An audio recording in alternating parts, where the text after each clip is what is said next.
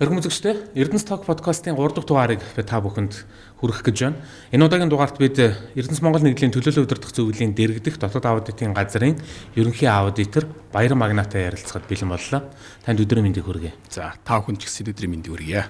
Иргэдэд ямар мэдээллийг өгөөсэй билээ гэдэг дээр юу хүсэж гинүү гэхээр төрийн өмчийн 31 компани 18,000 гаруй ажилтан албан хаагчид дотоодын нийт бүтээгдэхүүний 20%-ийг бүрдүүлж байгаа. Энэ том айл, энэ том бүтэц бүрэлдэхүүн, энэ их өмч хөрөнгө, мөнгөн урсгал ямар хяналттай яаж зарцуулагддаг, түүн дээр нь одоо ямар хууль тогтоомжийн хүрээнд ямар арга аргачлалаар хяналт тавьдаг вэ гэдгийг танаас мэдхийг хүсэж байна. Иргэд бидний нийтийн өмчөнд байгалийн баялагт тодорхой хяналт процесс ажилтдаг юм байна.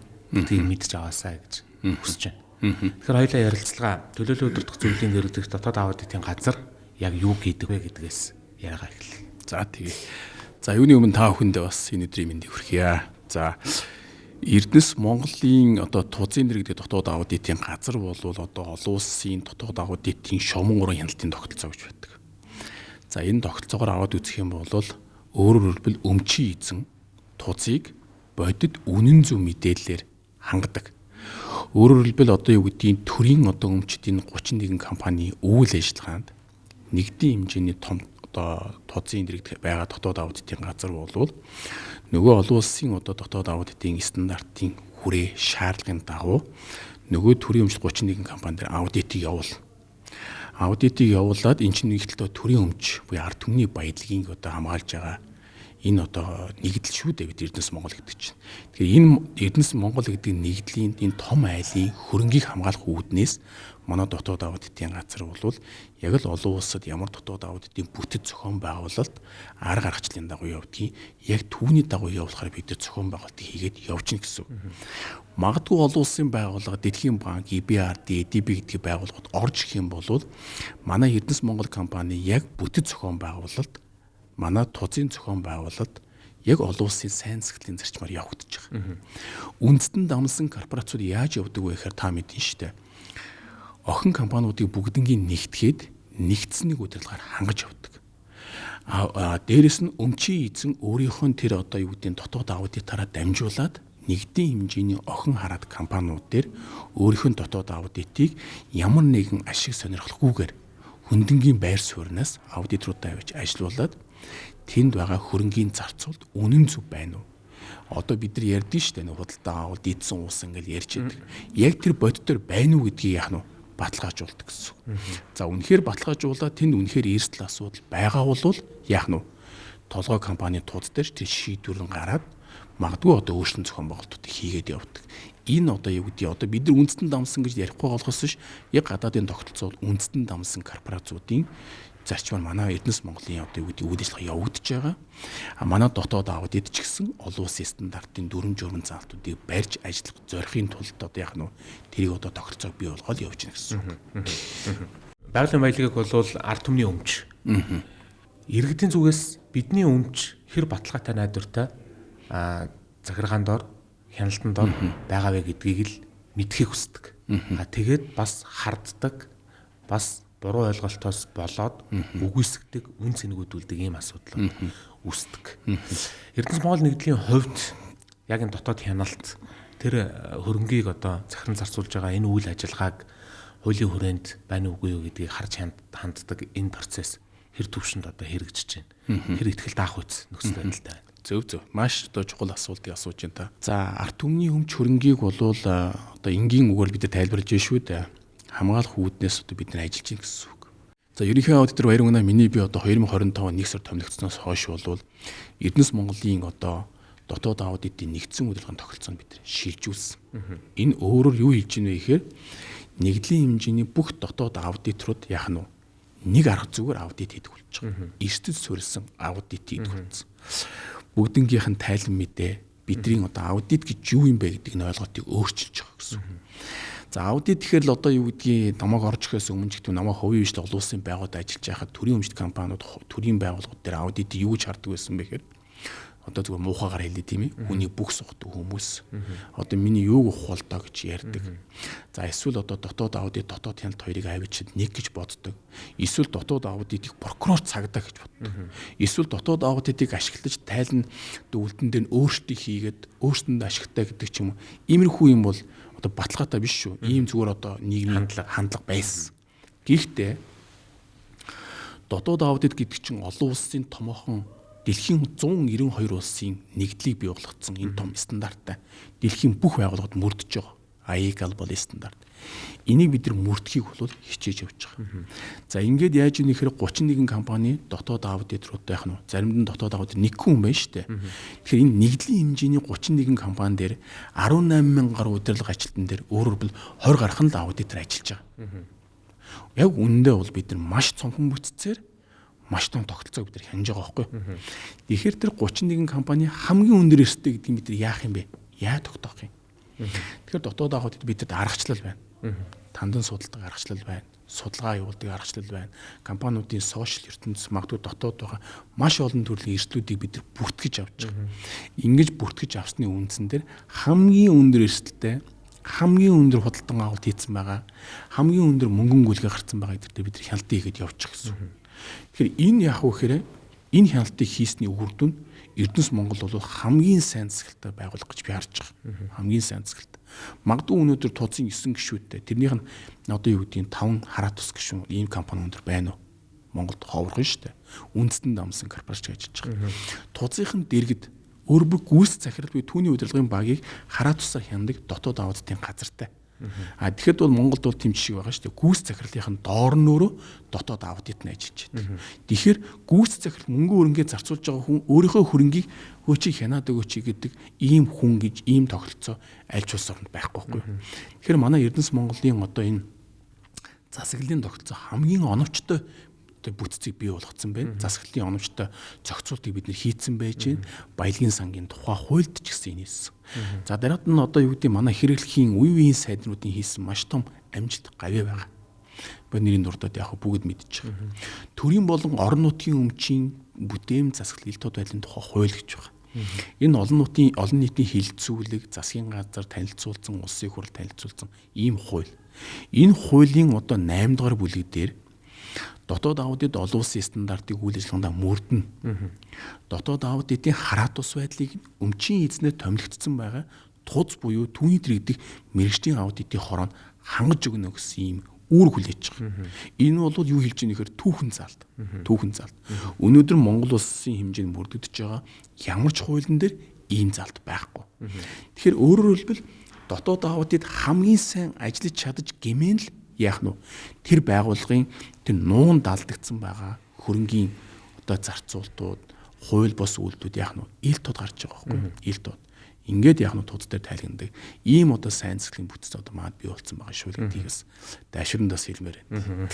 Тэгээд та бүгдийг яг энэ дотоод аудитын процессыг энэ бүрэлдэхүүнийг нөлөөнд автахгүй, гүйцэтгэх захирлуудтайгаа найран дундаа орохгүй, тэдний алдааг хаацаалахгүй гэдэг дээр бас хэн хяналт тавьдаг. Та бүгд ер нь хэн хяндаг. За дотоод аудитын газрыг хяндаг ер нь бол субъект нь бол туз буюу түүний одоо хажууд байгуулагдсан мэргэжлийн аудитын хороо хяндаг. Тэгэхээр тэнд бол ердийн гишүүн байна. Дийлэнх олонх нь хараа тус гишүүд байж байгаа. Мэргэжлийн экспертүүд байж байгаа. За манай аудитын хорооны дараагаар бол Монгол улсын одоо мэргэжлийн нэгтэн бодогч, одоо мэргэжлийн нэгтэн бодогчдын олон улсын холбооны ерөнхийлөгч ажиллаж байгаа шүү дээ. Энэ бол санхүүгээр өндөр түвшинд мэргэжсэн хяналтыг явьж байна. Тэгэхээр тэр хүн аудитын холбоогч удирдах гэсэн хүн.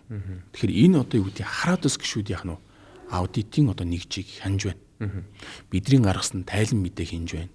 Бидний одоо аудитын санал дүгнэлтүүдийг хянж байна. Бидний одоо дотоод аудитын гаргасан бүх зүйлийг бол мэргэжлийн аудитын хороо хянж байгаа. За гүйцэтгэх захирлыг ер нь хэн хянж байгаа вэ гэж. За гүйцэтгэх захирлыг бол ерөнхийдөө хэлэх юм бол дотоод аудитын газар одоо туз яах нь өөрийнхөө дотоод аудитын газраараа гүйцэтгэх захирлын үйл ажиллагаа гүйцэтгэлтэй бол хянчиж байгаа. Хянчиж байгаа.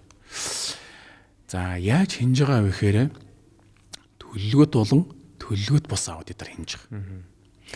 За төлөвлөгөөд аудит гэхээр мэдээж нөгөө эрсдэл суурилсан гэдгээр хамгийн өндөр эрсдэлтэй газар руу ингээ аудит хийх хэрэгцээтэй байна гэдэг бид нар өөрсдөө тодорхой танилцуулна. Тэн дээр аудит хийн туз бас ийм чиглэл дээр аудит хийх гэж хэлж болно. Ингээ төлөвлөгөөд тус аудит хийснээрээ нөгөө компани удирдлагуудыг бол яах нь бид нар хөндлөнгийн байр сууриас хараа тусаар хэмжих. Ийм хяналтын тохиолцоо бид явж байгаа. Энэ яг л олон улсад байдаг хамгийн одоо юу гэдэг шалгарсан хамгийн бэст сэхлийн зарчим ерөөсөө энд манай Эрдэнэс Монгол дээр оршин тогтно явж байгаа гэсэн. Тэгэхээр одоо иргэд олон нийт сэтгүүл зүүн одоо мэрэгжилтнүүд маань нэг зүйлийг анзаарч хараасаа гэж хүсэж байна. За Эрдэнэс Монгол нэгдлийн үйл ажиллагаа. За мөн одоо энэ төрийн өмчөд томоохон компаниудын бусад салбарын ч гэсэн үйл ажиллагааг ямар нэгэн одоо дүрм журам хууль цаазгүйгээр ингээд захирлууд нь улс төрчид шийдээд бүрэн таран хийж идэг юм шигээр бас ойлгодог ийм зүйлсүүд бол байдаг. Гэтэл энэ ч дотоод хяналтын, аудитын одоо эрсдлээс өрсөлдсөн сэргийлэх ийм бүрэн бүрэлдэхүүн, хууль эрх зүйн хүрээнд за тэгээ олон нийтийн оролцоотойгоор олон нийтийн төлөөлөлтөөр ингээд ажиллаж идэг гэдгийг бас ойлгож за тэр байгууллагын үйл ажиллагаа ч гэсэн тэр аудитаас тавьж байгаа шаардлага, тэр аудитэд өгж байгаа мэдээллийн хүрээнд хэрэгжиж байгаа гэдгийг бас ойлгох хэрэгтэй. Огт хараа хяналтгүй биш, харин ч одоо хамгийн том хараа хяналттай түүний дор одоо ажилтгаа гэдгийг бас ойлгож аваасаа гэж хүсэж байна. За хоёрдугаарт Эрдэнэс Монгол нэгдлийн энэ том бүрэлдэхүүн, за түүнийг гүйцэтгэх удирдлага ер нь та бүгдийн ажиллах боломжийг хэрхэн олгож байна? Хэр одоо нээлттэйгээр та бүгдийн шаардлагад одоо ханддаг вэ? За ерөнхий аудиторын одоо хараа тус байдлыг хэн хангаж өгөх вэ гэж байна. За миний болон миний аудиторуудын хараа тус байдлыг бол тууз хангаж өгөх үүрэгтэй хүмүүс. Үүрэгтэй хүмүүс маань хараа тус байдлыг хангаж өгөөгүй бол энэ олон улсын том асуудал болж байна. Яагаад вэ гэхээр дотоод аудитор гэдэг бол энгийн нэгэн мэрэгчлэлтэн биш, энгийн нэгэн ажилтан биш. Яагаад гэхээр магадгүй зарим нэгэн хүмүүсүүдийн байгууллагуудын амьдралын хувь заяг шийдэх дүгнэлт гаргачих магадгүй. Яагаад гэвэл энэ байгууллагыг одоо юу татан болгоч гэдэг юм. Яагаад гэхээр тэр байгууллага эрсдэлтэй байж болно шүү дээ. Тэгэхээр ийм өндөр түвшний одоо дүгнэлтийг гаргадаг хүмүүс яах нь өндөр түвшний мэрэгжлийн ажлын өндөр түвшний туршлагатай гадаад дотоодод хүлээн зөвшөөрөгдсөн хүн байх хэрэгтэй шаарддаг. Тэрнээс биш одоо юу гэдгийг тийм ээ мэрэгжлийн одоо тийм хүмүүсийг ажилуулах юм бол тэнд үнц нь гарахгүй шүү дээ. Магадгүй дотоод аудитор маш өндөр түвшний санхүүгийн шинжилгээг шаардлагатай байхад уран зохиолын багшийг авчираад ажил гэх юм уу тэр хүн ямар үр дүн гарах вэ? Зөв жишээл дурдж байгаа шүү дээ мэрэгжлийн жишээ. Тэгэхээр энэ түвшинл юм бол одоо яг хаа дотоод аудиторуудыг сонгон шалруулад нээлттэй аваад ингээ явж байгаа. Тий энэний үнц нь ч гэсэн гарч байгаа. Өнөөдөр 31 компани төсөв төлөлгөө зөвхөн манайхаар дамжина. Энэ дэр ерөнхий аудитор хяналт явж байгаа. Энэ хөрөнгө оруулалт хийхгүй, энэ үр ашиггүй байна гэдэг юм уу? Ийм зүйлүүдийг бол хараа тусаар дүгнэж байгаа. Өнөөдрийн байдлаар ерөнхий аудиторд одоо хөндлөнгөөс нөлөөлсөн энийг буулга, бойл гэсэн зүйл байхгүй. Энийг бол одоо юу гэдэг зөрөгтэй хэлнэ. Зөрөгтэй хэлнэ. Энд ч гэсэн одоо улс төрийн нөлөөлөл орно гэх юм бол би ард түмний өмч хөрөнгийг алдсан ийм л зүйл бол. Тэгэхээр буруу дүгнэлт гарах шаардлага үүсгэнэ шүү дээ. Тэгэхээр энэ дээр бол эвлэрэхгүй. Надад харин тийм дарамт чахалт энэ төсөв хөрөнгийг одоо ингээд өгчөөч гэдэг юм бол би цэвэр шударгаар ажиллаагаа явсан дээр байхгүй. Тэгэхээр энэ нөгөө талаар юу яаж ийм ихээр Эрдэнэс Монгол дээр хамгийн сайн хяналтын засаглалын тогтолцоо бий болсон байгаа шүү гэдгийг л харуулж байгаа. Тий.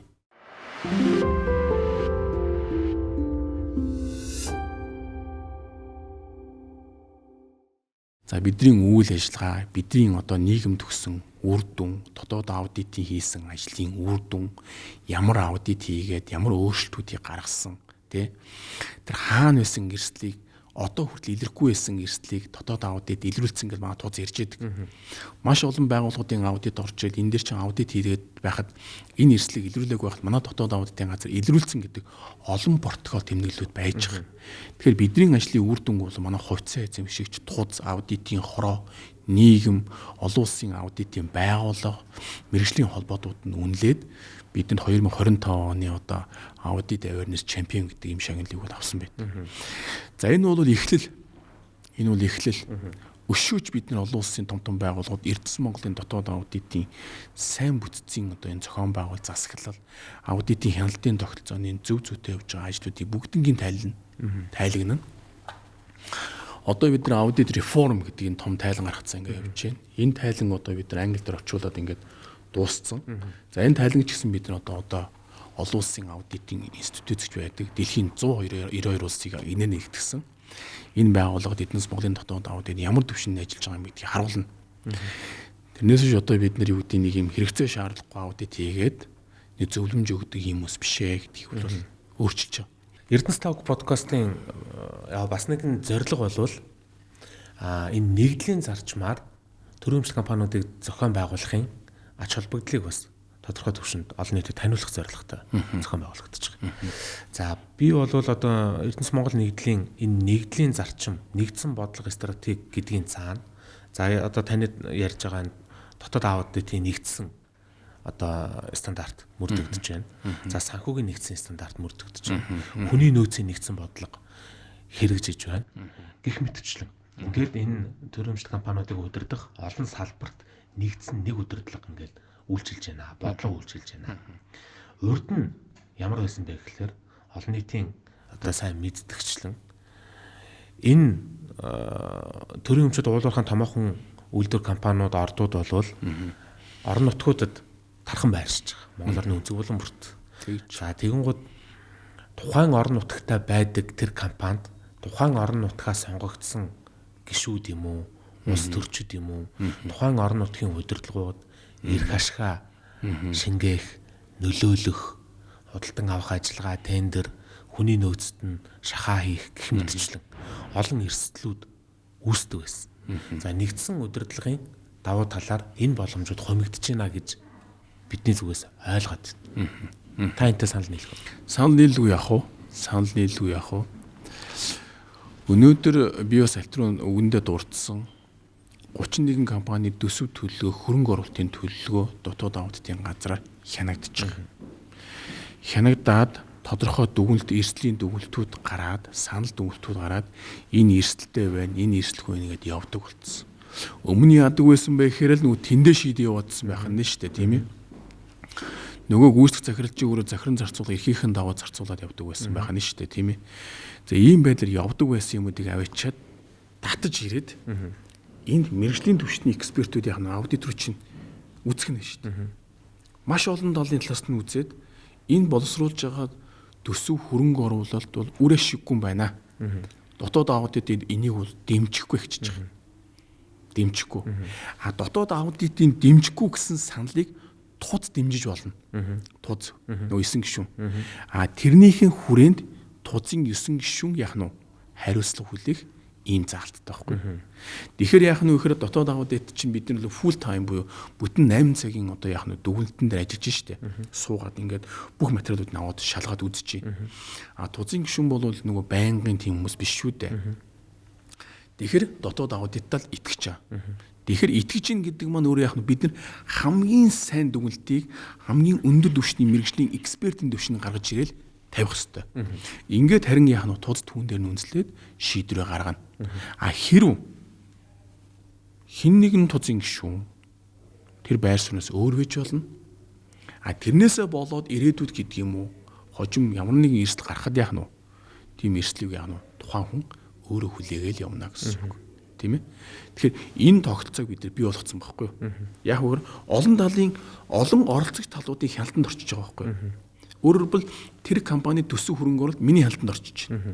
Миний аудиторын хяналтанд орчиж байна. Тузын даргын хяналтанд орчиж байна. Тузын 9 гишүүний хяналтанд орчиж байгаа. Дахиад мэргэжлийн харах тус гишүүдийн хяналтанд орчиж байгаа. Энэ олон хяналтанд орчихоо нөгөө хэд чи яах нь вэ? За магадгүй зөв муугар жишээ авъя. Минийхийг болгоод өгөөч. Гэдэг юм яах нь вэ? Боломжгүй болж байна л гэсэн үг. Тэгэхээр ийм хяналтын тогтолцоонд ард түмний одоо яах нь өмч хөрөнгө хяналтанд орчиж гэсэн. Таны өмнөх хэлдгээр бол 31 компани хяналт яадаг байсан бэхээр тухайн нутгийн нутаг дэвсгэртэй гүйцэтгэх захирлын хажууд ч гэдэг юм магадгүй туцтай тууцын хажууд 1-2 нөхөрлөл байсан байх нь шүү дээ. Хэрвээ нөхөр минь чи ажиллаж чадахгүй цалинг чинь би өгөхгүй шүү л гэж байгаа шүү дээ. Айгуул магадгүй гэдэг нөгөө хараат ус байдал алдагдчихж шүү дээ. Тэгэхээр Эрдэнэс Монгол дээр тийм байхгүй болчих. Хамгийн гол нь дотоод аудитын газарт мэргэжлийн хүн байх хэрэгтэй. Мэргэжлийн хүн. Мэргэжлийн бус хүн тэнд ажиллаж байх юм бол яг нь эрсдэл واخгүй. Мэргэжлийн бус хүн. Туудад нь ч ялгаагүй. Тэнд мэргэжлийн бус хүн байх юм бол асуудал. Тэнд мэрэгжлийн бус хүн магадгүй одоо юу гэдгийг одоо би альтерн зүгж энгийн би уучлаар уран зохиолынхыг би муулаагүй шүү зүгээр. Магадгүй нөө тоо боддог газар дээр одоо нэг уран зохиолын хоног болохгүй шүү дээ. Яач утсан. Тэгэхээр тийм мэрэгжлийн бус хүн тэр тузд ороод ирэх юм бол яах нь вэ? Эрсдэл үүснэ л гэж байгаа. Гэхдээ манай Эрдэнэс Монголын туз бол үнэхээр одоо мэрэгсэн хүмүүсүүдээр бүрдсэн хүмүүс. Мэрэгсэн нэгтлэн бодогч, мэрэгсэн засаглалын шинжээч, тийм ээ та мэдэн шүү дээ. Одоо гэрэл маа өгш байж байна. Одоо мэрэгжлийн одоо арбитрч хүн манад одоо тузын хараацх гишүүнээр байж байна. За одоо уулуурхаан салбарын одоо юу гэдэг эрх зүй чиглэлээр мэрэгсэн одоо гишүүд бас байж байна. Уулуурхаан одоо олон улс төлөөлөл зөвшөөрөгдсөн компанид ажилладаг инженер хүн ажиллаж байна. Энэ юу хэлж байна гэхээр энэ олон төлөөллийн одоо санал бодыг уралдуулж иж яах нь шийдвэр гаргадаг болж байгаа байхгүй юу? Хин нэгэн хүн нөлөөлөх боломж байхгүй гэсэн. Ийм сайн тогтолцоод бүрдсэн. За Эрдэнэс Монгол нийтийн сүүлийн 2 жил гарны хугацаанд за энэ төрөмжт компаниудын нэгдлэн бүрэлдэхүүнх аж ахуй нэгжүүдийн төлөөлөл удирдах зөвлөл 260 гаруй хүний бүрэлдэхүүнтэй байсныг 4 дахин багасгасан. Цомхон бүрэлдэхүүнтэй болгосон. За нэгдсэн одоо тузын одоо зохион байгуулалтыг хийж одоо юу гэдгийг шаардлагагүй жижиг байгууллагуудад бол заавал туз гэдэг сул оронтой байх шаардлагагүй гэж үзэж бодлогыг одоо нэгтгсэн байна. За энэ нь бол нэлээд одоо хэмнэлт болон бас нэгдсэн шийдвэр зөв шийдвэр гаргахад түлхэл үзүүлсэн алхмаа гэж бид нар бол удирдлагуудын тайлан мэдээллүүдээс бол авч байгаа. За одоо хоёулаа юуны тухай ярих вэ гэхээр за одоо хоёулаа хянах тухай бол маш их ярьлаа. Тэгэлээ. За бид нар алдаа гарсан хойно нь л илрүүлээд л байвал энэ бас яг түүнээс хооших алхмуудыг өөрчилж болох ч гэсэн бид нар бас урьдчилан сэргийлэх гэдэг асар том үүрэг хариуцлага байх хэрэгтэй. Тэгээд л алдчихлаа гэдгийг алдсныг нь илрүүлчүүл би сайн аудит гэж бас бид нар хэлж болохгүй байна тийм үү? Урьдчилан сэргийлэх тал дээр ямар одоо арга гаргачлалууд, ямар үр дүнгууд гардаг юм бэ? За одоо өнөөдөр яг Эрдэнэс Монголын одоо ерөнхий аудиторын хувьд миний би яадаг вэ гэхээр нэгдийн 31 компанитай холбоотой бүхий л талын эрсдлийн мэдээллийг би өөрхөн дашбордон дээр хараа суучихдаг. Тэнд яадаг вэ гэхээр хувь хүнч төрийн одоо сай даргач хинч одоо тэр манай тэр QR мэдээллийг уншуулад манай Эрдэнэс Монголтой холбоотой, манай охин компанитай холбоотой магадгүй зөв буруу одоо эрсдүүд байгаа шүү дээ. Энэ бүх мэдээллийг над руу явуулахад би ерөөсө 24 удаа юу гэдэг одоо 24 долоо гэдэг шиг ерөөсө бүх цаг хугацаанд өөрхөн дашбордон дээр хянаа сууж байгаа. Хянаад. За ингээд шаардлагатай зөвлөгөөжүүдийг бол мэйлээр явуулах, тухайн удирдлагуудтай уулзалт ярилцлага явуулах, тэн дээр одоо юу гэдэг төлөвлөгөө тус аудитуудыг явуулах гэдэг ч юм уу. Эсвэл дотоод аудитаа санал дүгнэлтийг бичих гэдэг юм уу явж байгаа. Явж байгаа. Ийм ажлуудыг бид тогтмол хийгээ явж байгаа. Ерөн ч цаашдаа одоо миний одоо маш том барьсан зорилго байгаа. За олон улсад дотоод аудит яаж явж ийнэ гэхээр одоо чи энэ хан дээр ихэд нэгдлийн хэмжээний 31 компани бүх санхүү хөрөнгө оруулалтууд нэгдлийн хэмжээний бүх тайлан мэдээнүүд зөвхөн дата мэдээлэлээр дашбордуулаад харж явах хэрэгтэй. Интеграслагдж штэ бүх датанууд. Ингээд тэр датанууд дээр худалдан авалт удааширч байгаа, гомдол саналууд их ирж байгаа. Энэ бүх зүйлүүдийг ерөөсөө параллел аудит хийдэг. Шууд аудит хийгээл газар дээр нэг цагийн хугацаанд аудит хийгээл зөвлөмжийн үгээд нөгөө үйл ажиллагааг яах нь шууд явуулдаг, эсвэл зогсоодог ийм ажиллагаа хийх. Энэ олон улсын сайн туршлагыг нэвтрүүлэх юм том зорилго тавьсан явж байгаа. 26 оноос гэл дотоод аудитын стратеги төлөвлөгөө угаасаа гарах юм. Энэ дээр ч гэсэн ер нь тусгаад явах юм. Шаардлагатай хөрөнгө оруулалтууд хэрэгтэй. За ингэж чадах юм бол энэ магадгүй энэ засгийн одоо багс байх хугацаанд хийсэн том өөрчлөлт гэж харж байгаа. Ер нь зөвхөн миний хардаг өнцөг юу вэ гэхээр энэ засаг төр үнэхээр одоо мэрэгжлийн түвшинд ажил хийх юм бол мэрэгжлийн экспертүүдийг л авч ажилуулна. Тэрнээс үз надад бол дорд болмаа хэрэггүй байхгүй. За энэ түвшинд ажиллаж хэрвээ чадах юм бол тэр ард түмний баялагын санд орж ирж байгаа тэр мөнгө хөрөнгө болвол хэд дахин одоо юу гэдэг үржигдэх боломжтой байхгүй. Үржигдэх. За одоо бидний хэл одоо энэ жил 2026 оны төсвөд орж ирж байна. Дотоод аудит бол одоо танах юмудаа танана. Шаардлагагүй хөрөнгө оруулалт хэрэггүй тий. Одоо таны өрөөнд одоо шаардлагагүй зурагт байгавал зурагт авах шаардлагагүй ч гэдэг юм уу. Таны өрөөнд буудан байгавал буудан авах шаардлагагүй, шинжлэх шаардлага байхгүй гэдэг юм уу.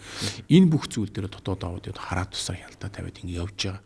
Тэгэхээр бид нар яах вэ гэхээр одоо бид нар бол параллел аудитуудыг яг одоо 100 хийж чадахгүй ч гэсэн хийгээд явж байна. Төлөө тус аудит хийгээ явж байна. Миний харж байгаа зорилго 2028 онд бол маш том платформоор нэгдлийн хэмжээний компаниудыг хяндаг болно. Хэн нэгэн улс төрж, хэн нэгэн эргэтэн дарахтан тэнд нөлөөлөх боломжгүй болно. За ингээд төрийн бол орон нутгийн өмчийн тухай хууль маань өөрөө батлагдчих юм бол энэ угаасаа хуулиараа хамгаалагдчихна. Тэгэхээр яах нь вэ? Нөгөө ард түмний өмч хөрөнгийг яах нь вэ? Дотоод аудит хамгаалдаг болох нэ гэсэн. Дотоод аудиторуудын хараатай суудлыг яах нь вэ? Нөгөө хэд маань хангадаг болох нь шүү дээ. Тэгэхээр ийм зохицуултууд ингээ хийгдэж байна. Тэгэхээр одоо юу гэдэг бид нар бол Эрдэнэс Монголын өмч хөрөнгийг бол хамгаалаад сууж яана л гэсэн үг. Товчхон. За одоо энийг үзэж байгаа хүмүүст тэгээд ийм сайн хяналтын тогтолцоотой юм болвол яагаад төрийн өмчит компаниуд ийм их алдагдaltaй. Ялангуяа нь уулуурхаан салбарт ч одоо хулгай нь үргэлжлэхлээ гэж хүртэл ярьдаг боллоо тийм. Энэ асуудлууд ер нь юунаас хаанаас үсээд идэг хэр бодтой юм бэ? Тэгэхээр олон улсууд ер нь яадаг вэ гэхээр тухайн хүнийг бол ажлын туршдаа гадаад дотоод төлөв зөвшөөрсөн хүн нөгөө хүн ажлууд туршаад нөгөө байгууллага үр ашиг орлого нэмэгдэж байгаа бол цаашлаад аваа явж байгаа юм best practice байж дээ. За ингээд мэдээж нэг хүн орж ирнэ. Мэдээж үйлдвэрлэлийн процесс мэдэхгүй, том компани удирдах үзээгүй. За нөгөө санхүүгийн анализ эдрийг одоо хийж үзээгүй. Компаниг нэгдсэн хэмжээгээр нь удирдах үзээгүй хүмүүс байна шүү дээ. За магадгүй зарим нь одоо soft skill-ээр явдаг хүмүүс байж байна. Зарим нь hard skill-ээр явж байна. Ингээд маш олон аргууд байна. Тэгээ энээсээ болоод бол асуудлууд үүсэж байна. Зарим компани дээр очиод үүсэж байна. За эсвэл зарим нь ажил хийхгүй. Тийм ээ? Одоо хийдүүлнэ гэдэг шиг тийм ээ. Тэгэхээр одоо юу гэдэг нь тэр ажлын байран дээр байхгүй хүн тэр ажлын байран дээр ямар эрсдэл учиж байгаадаа мэдэхгүй юм бол яах нь тэр компани цааш нь авч явж чадахгүй шүү дээ. Хэрв тэр үйлдвэр яг таны өөрийн хөрөнгө байсан бол яана гэж. Өглөөний 7 цагаас маргаашийн 7 цаг хүртэл суух байхгүй. Яагаад тэгэхээр энэ яга ашиггүй болчихоо. Энэ яга эрсдэл учирчуу. Энэ үйлдвэр яга цогсчуу гэдэг. Тэгэхээр шийдэл хэрэгтэй. Яг уу ингээ асуудал эрсдлийг ярих юм бол буман эрсдэл, төмөн эрсдэл байна. Шийдэж чадахгүй юм шиг яриа л байна бид нар. Тэр шийдэл бид нар ярмаар байгаа. Мэргэжлийн хүн тамбаар байна. Сионороо мэргэжлийн хүн тамбаар байна. Том компани удирдах байсан, ашиг орлоготой болгож байсан хүн тамбаар байна. Зөвхөн Монголдоо биш олон улс төдөө зөвшөөрөгдсөн хүн тамбаар байна. Тийм ээ. За тэгээд нөгөө хүнтэй бол тодорхой гэрээ хийх хэрэгтэй. Гүйцэтгэх захирлууд, газрын захирлууд, хилцээний захирлуудтай бол онцгой нөхцөл бүхий хэлбэрийн гэрээ байгуулах хэрэгтэй. Ингэж тэр хүн яах нь вэ? Би ч гэсэн намайгтай тийм гэрээ байгуулчихвал би чармаа. Чармах байхгүй юу? Би жилээс намайг тэр хүн чинь дүгнэх гээд нь шүү дээ. Өнөөдөр яах вэ? Намайг буруугаар дүгнэлээч гэсэн нөгөө хүн гэж бодож шít. Хугацаагүй хэлбэрийн гэрээ байгуулсан шүү. Одоо би олон жишээ мэднэ. Хууль дээр угаасаа шүүхтэр юу яд нь шít. Ажилтны дан шийдвэр гаргад юм чинь та намайг яасан чи яд ингэсэн ийм үзэл хандлага байгаа байхгүй юу? Гэхдээ хувийн бичлэгийг хараарай. Олон улсын байгууллагыг хараарай. Нөгөө үнтэй онцгой нөхцөл хэлбэрийн гэрээ байгуулж явждаг. Ингээд үр дүнгийн гэрээгээ байгуулад нөгөө хүнээ жилийн эцэст нь сунгая, болий гэдэг шийдвэр гаргаж явждаг байхгүй юу? Тэгэхээр ер нь бол төрийн өмч компаниудын захирлуудтай бол тийм хатуу гэрээ байгуулах ёстой. Үр дүнгийн гэрээгээд бид нар нэг дөржин боловсруулсан юм манайха яриад лээ. Олон улсад бол тэр OKR буюу GDP result гэдэг тусдаа хүний үнэлдэг тусгай аргачлал байна. Тэрний дагуу бид нар үнэлэх ёстой. Ингээд бид нар ингээд зөв шийдвүүдийг гаргаад явах юм бол хүссэн үсээгүй тэр унтсан байгаа үйлдвэр босгоод ирнэ. Өнөөдөр 5 хүн хөвлөөр сонсож байгаа бол унтсан үйлдвэрийг нэг хүн босгоцсон гэж ярьж илээ. Тэг чи угаасаа босчих боломжтой л аваачаал бид нар босхгүй юм шиг л яриад л байгаа байхгүй юу. Энэ нэг энэ Facebook ч гэдэг юм уу сошиал ч гэдэг юм энүүгээр аваачаал нэг юм хин нэг харуулах гэсэн мэдээлэл цацдаг. Энэ өөрөө бол энэ технологи болчлоо л доо. Тэгээ энэ дээр ч гэсэн дотоод аудит ажиллах ёстой юм. Одоо хувийн хвшил банк санхүүгийн байгууллага бол өөрийнх нь гүйцэх захирал гэдэг юм уу хувьцаа эзэмшиг өмчийн эзнийг аваачаад тэнд аваачаад буруугаар одоо муулцсан байх юм бол тэн дээр маш хурдтай аудит тэгээ засаг залруулаа явж идэг. Өнөөдөр банкны систем нэвтэрсэн байхгүй юу? Энийг ч гэсэн нэвтрүүлнэ. Миний харж байгаагаар 28 онд бол улс төрч гэдэг юм уу иймэрхүү одоо технологи ашигладаг нөхдүүдтэй бол хатуу хариуцлага ярьдаг тохиролцоо бий болох хэрэгтэй. Энийг зоригтой хийх хэрэгтэй. Энийг хэн хийж чадахгүйгээр ерөөсөө ерөнхий авдар хийж чадах байхгүй. Өөр хэн ч хийж чадахгүй л гэсэн. За жишээ нь би яг таны ярианы сая төгсгөл хэсэгт гарч ирж байгаа за тэр мэдээллүүд те форумч мэдээллүүд, гүтгэлгийн шин чанартай мэдээллүүд, зохион байгуулалттай харлуулах мэдээллүүдийн эсрэг аудитууд ажиллах боломжтой. Үнэн зөв, нотлохойтой няцаалтыг өгөх боломжтой гэсэн. Яг үн. Яагаад аудит ингэж одоо энэ дээр няцаалт өгөх бүрэн болцоо одоо ихээр бид энэ баримтыг тоон талаас нь, чанар талаас нь, харьцуулна, суудлна, анализын шинжилгээ хийгээд бүх талаас нь дүгнээд энэ хүний толгойд орцсон байхгүй. Энэ хүний толгойд. Тэгэхээр энэ бүх мэдээлэл орцсон учраас энэ худал үнэн гэдгийг бол баримтаар А Б-г ярих чадaltaй хүмүүс байна. Хоосон магтаалыг хөрсөн дээр нь болгох хит гүтгэлгийг үнэн бодис дээр нь авчрах энэ ажлыг аудитууд хийх боломжтой гэж ойлгуулсан. Хувийн хвшилт хийж байгаа. Бодит дээр өндөр хийж байгаа. Би зүгээр нэг банкны төрийн өмчт компаниудын үйл ажиллагааг бид нар хамгаалж чадахгүй. Зөвөр ойлгуулж чадахгүйгээсээ болоод энд ажиллаж байгаа эх орныхон төлөө зүтгэж байгаа олон мянган төрийн албан хаагчдыг төрийн өмчт компани ажилтан удирдлагуудыг маш их харлуулж урам зориг нь мохоож одоо нэг нурууг нь аавна гэдэг шиг зүйлсүүд маш их болж байна. Үүнээсээ болоод чадварлаг залуучууд мэрэгчлэтнүүд бас төрд орж ирж ажиллахаасаа эм мэдэг, татгалздаг, хойсоодаг ийм нөхцөл байдлаас ажиглагдчих. Санал нийлнэ. Үнэхээр одоо тэр олон улсад хүлээн зөвшөөрөгдсөн гадаад дотоодын ихтэй сургууль төгссөн тэр байгууллагатай олон улсад ажилласан, туршлага хуримтлуулсан, мэдлэг чадвартай. Энгийн одоо бидний энгийн гэж ярьдэн шүү дээ. Excel дээр бүр дурын томьёогоо бичээд одоо дурын файтн дээр кодоо бичээд ажилладаг ийм чадвартай хүмүүс орж ирж байгаа байхгүй юу? Тэгэхэд хин нэгэн одоо юу гэдгийг орж ирээл одоо харлуулдаг.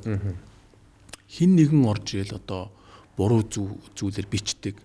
Түүнийг нь одоо юу гэдгийг хүмүүс хүлээж аваад одоо тийм хүн буруу хийцэн гэж харлуулдаг. Яг үүндээ тэрний цаана байгаа тэр баримтууд өөр байгаа байхгүй юу? Бодит дээр өөр. Бодит баримт шал өөр. Тэгтэл одоо юу гэдгийг одоо нэг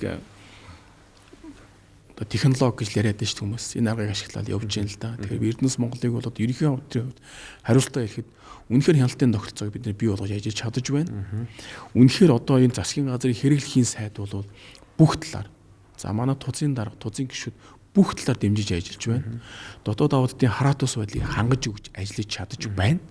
Ийм учраас одоо үүн дээр бид нэр хамгийн сайн төвшөнд ажиллах хэрэгцээ шаардлага үүсэж байна гэсэн.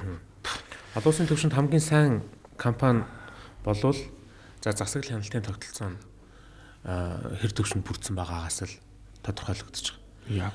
Таны яриаг сонсоод за яг би бас энгийн хөнгөн асуулт асуухад тэгээд энэ аудиторууд гэдэг хүн чинь бүхнийг мэдгчихэд юм уу? Энэ уул уурхайн салбарын төрийн өмчт компани удирдлагууд гэдэг чинь бас нарийн мэрэгжлийн өндөр туршлагатай хүмүүс байна. Тэдний шийдвэрүүдийг зөв бурууг нь шүүн тунгаадаг бүхнийг мэдгчихэд үү гэдэг асуултанд та юу гэж хариулах вэ? Эсвэл ямар нэгэн аргачлал шинжлэх ухаанч суурьуд байгаад байна. Яг үнэ. За дотоод аудитын олон улсын холбоо гэж яриад байгаа зүйл яагаад тэр юмдээ би ингэ дахин дурдаад байна гэхээр тэднийхээс санхүүгийн аудитыг хийхэд ямар арга гаргал ашиглах юм бэ? Уулуурхайн аудит, магадгүй мэдээлэл технологийн аудит, ISO стандартын аудит гэх олон аудит байна шүү дээ. Энийг яаж хийх үү гэдэг арга гаргалыг угаасаа ингэ гаргаад өгчдөг. Бид нар олон улсын гишүүн гэдэг энэ эрхийнхээ хүрээнд тэр мэдээллийг чөлөөтэй аваад одоо бид чинь англи хэлтэй хүмүүс байна шүү дээ. Чөлөөтэй авч уншаад энэ дээр ийм аудит хийх юм байна гэдгийг бид нар өөртөө байнгын одоо апдейт хийгээд тэр аудитаа хийхдээ суралцаад маш урттай хугацаанд суралцаад тэр арга гаргалыг ашиглаад явж байгаа гэсэн. Тэрнээс биш одоо юу гэдгийг тийм ээ. Одоо уулуурхайн салбарын нарийн мэргэжлийн имийг бид нар аудит хийгээд хүндрэлтэй шүү дээ. Тэгэхээр яг тэр гадаадын тэр заавар аргачлалыг бид нар сайн судлаад тийшээ аудитаа яг тэр чеклист DD буюу due diligence-ийг ашиглаад бид нар аудит хийх жишээтэй. За тэр одоо юу гэдэг уулуурхайн одоо холбоорлолт хайгуул гэдэг ч юм уу тийшээ ямар аудит хийх үү гэдэг мэргэжлийн холбооцтойгоо сургалт нь суух тэдрээс зөвлөгөө зөвлөмжийг авах шаардлагатайг бол одоо бид нэр одоохондоо ажиллаг бол байна л да. Гэрээ контракт байгуулад мэргэжлийн одоо олон улсын гэдэг юм уу дотоод экспертүүдийг авч ажиллах болцол байдаг. Тэгэхээр бол бүхнийг мэдгэж болохын төлөө л одоо явахгүй болохгүй.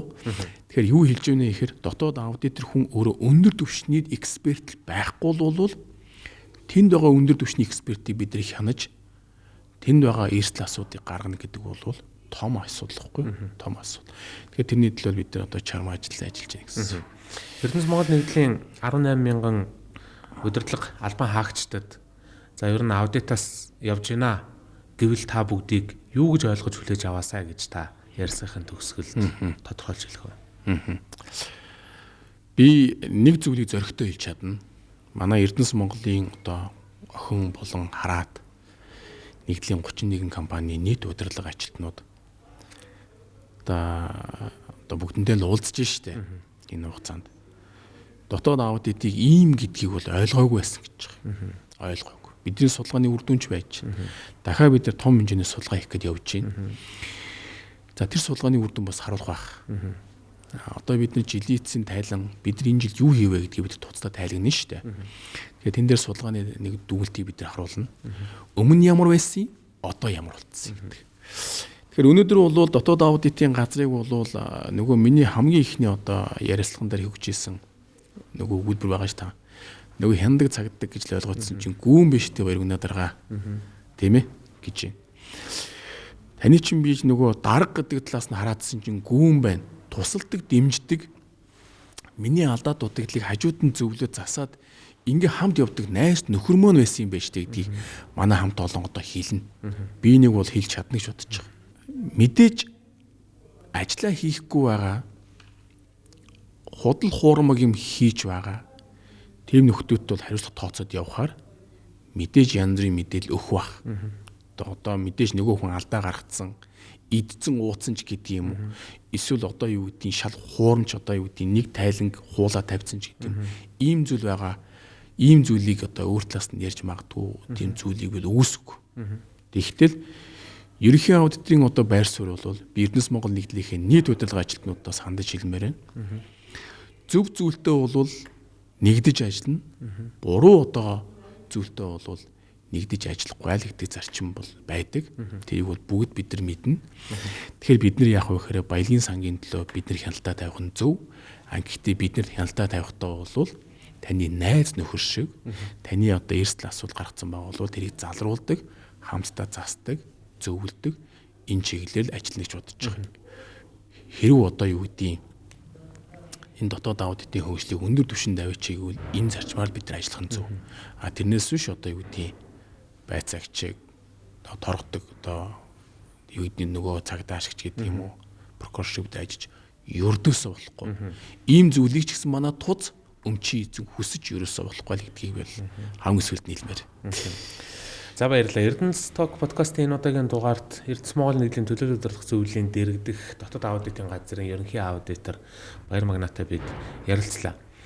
Төгсгөлн гэж хэлэхэд ер нь бид нар энэ ярилцлагаас юуг ойлгуулахыг хүссэн бэ гэвэл Эрдэнэс Монгол нэгдэл түүний харьяа бүрэлдэхүүн төрийн өмчт компаниуд тэдгээрийн удирдлагууд санхүүгийн бүх харилцаа энэ уулуурхан компаниудын үйл ажиллагаа дотроо хяналттай, дүрмтэй, журамтай, хуультай, цаацтай хэрэгждэг юм шүү гэдгийг та бүгдээс ойлгосоо гэж хүслээ.